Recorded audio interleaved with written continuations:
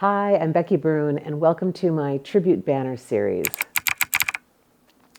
My mom made this quilted doll blanket. It would have been in the early 60s. When I went to look for the blanket for this video, I also found Skipper. This is Barbie's little sister. I am not a big keeper. I don't keep a lot of stuff. It's not really in my nature, but also I don't have a lot of storage space here. So when I have something like Skipper or like that baby doll blanket, it's because it's very meaningful to me. My mom was good with a sewing machine, but she did it because it was frugal and because it was expected.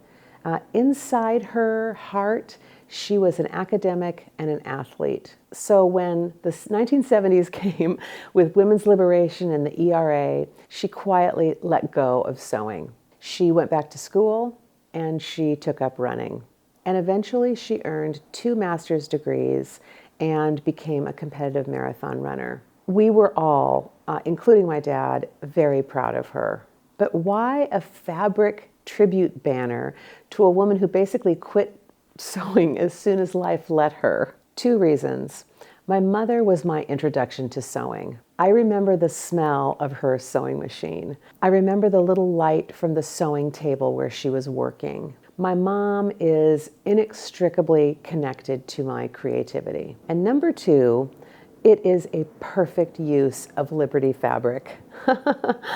My mom would not have called herself a feminist, I don't think, but she liberated herself, and Liberty fabric is what I want to give her. Initially, I was going to make a half-square triangle pattern because that's what this baby doll quilt is made of. But the Liberty fabric that I bought this summer doesn't have a high value contrast for the 2 triangles, and I didn't want to add other fabric to this. So I went in a completely different route, and I designed this banner. It's all Liberty fabric strips, and I will be stitching enclosed seams, which means there will be no raw edges.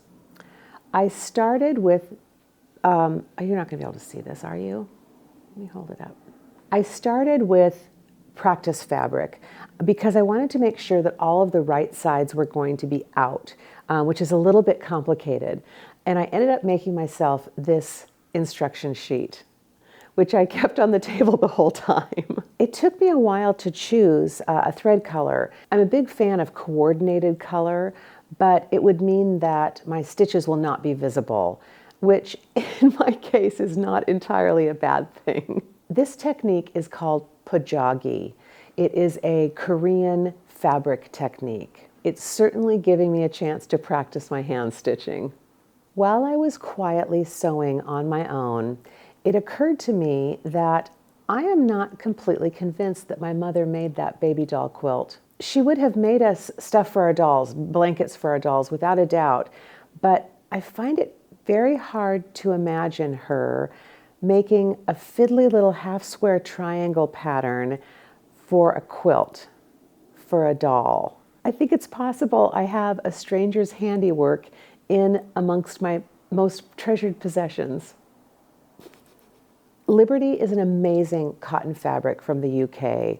It has an extraordinarily long fiber, which means that it can be very thin and strong. And it has some of the properties of silk. It's very soft and it has a very nice draping to it. And it's fairly see-through, which makes a nice stained glass effect for this banner. This is the finished banner.